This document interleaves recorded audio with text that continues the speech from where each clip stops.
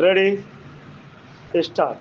देश के सबसे बड़े संसाधनों में वनों का नंबर सबसे आगे है, होना भी चाहिए, क्योंकि अगर वन सुरक्षित होंगे तो हवा, मिट्टी, पानी जैसे महत्वपूर्ण साधन महफूज रह सकेंगे।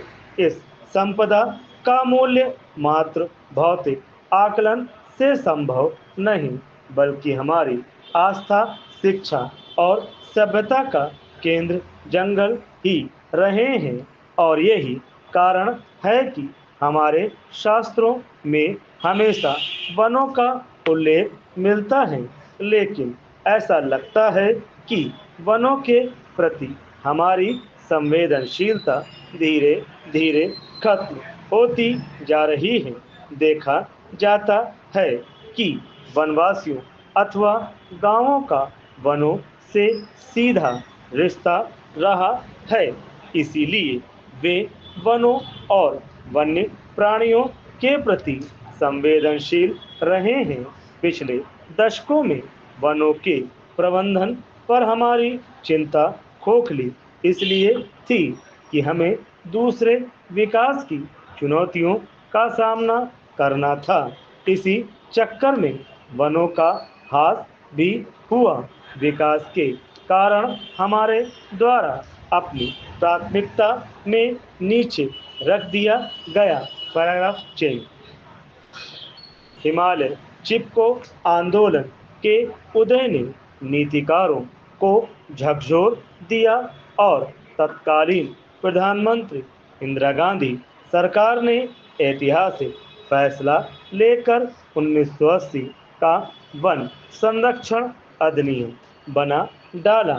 इस कानून को दुनिया भर में इसे देश का ऐतिहासिक अनोखा निर्णय माना गया, जिसमें वन भूमि को किसी भी अन्य उपयोग से वंचित कर दिया गया।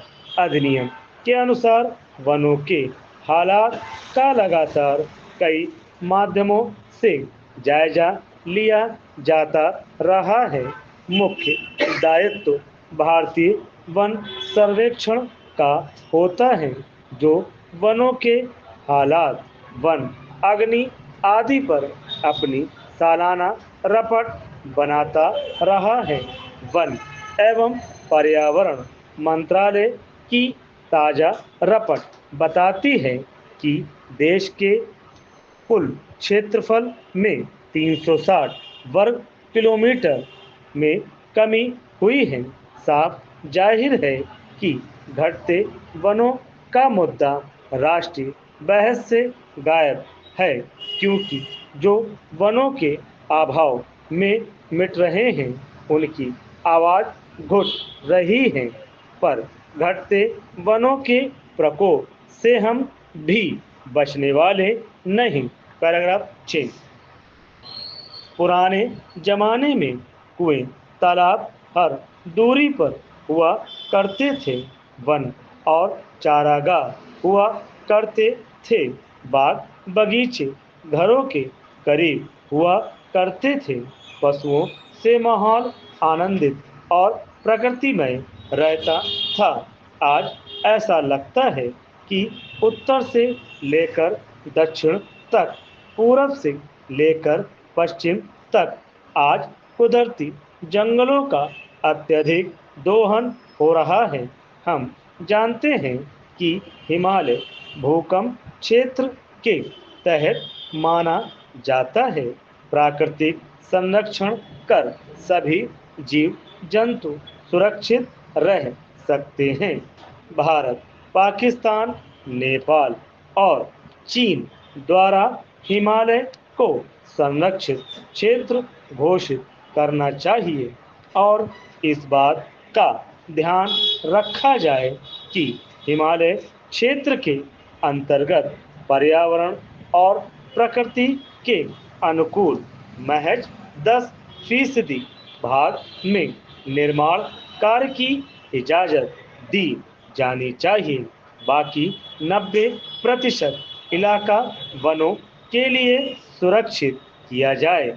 हम आज भी देख रहे हैं कि देश के अंदर धर्म के नाम पर कारोबार हो रहा है। धर्म का संबंध आचरण से होता है। धर्म हमारे आचरण में आज भी नहीं है। इससे इनकार नहीं किया जा सकता कि इस बात पर गंभीरता से विचार करने की आवश्यकता है।